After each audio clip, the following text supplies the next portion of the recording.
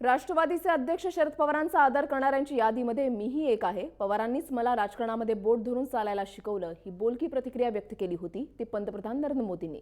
पण मोदी माझे नाही तर संघाचे विद्यार्थी आहेत हे शरद पवारांनी स्पष्ट केलं. जय महाराष्ट्राचे संपादक निलेश खरे यांना दिलेल्या एक्सक्लुझिव्ह मुलाखतीमध्ये पवारांनी हे स्पष्टीकरण दिलंय.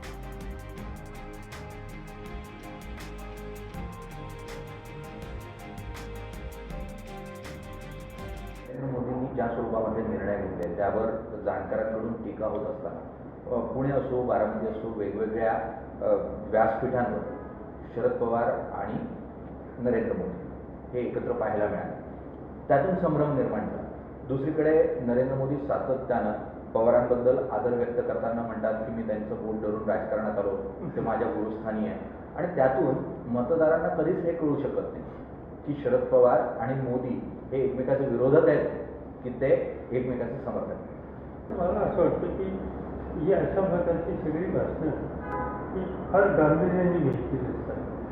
वेगवेगळ्या हात घेऊन आलो आणखी त्यांचं समज आयुष्य RSS होऊन गेले आणि त्यामुळे RSS मधल्या माणसाचं माझी कर्तव्य बघण्याचं काही कारण नाही.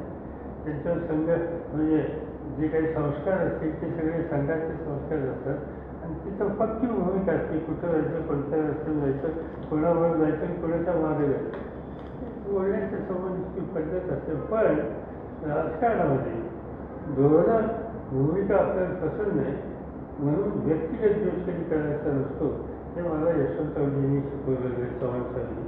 आणि त्या ती भूमिका माझ्या आज होती उदयला.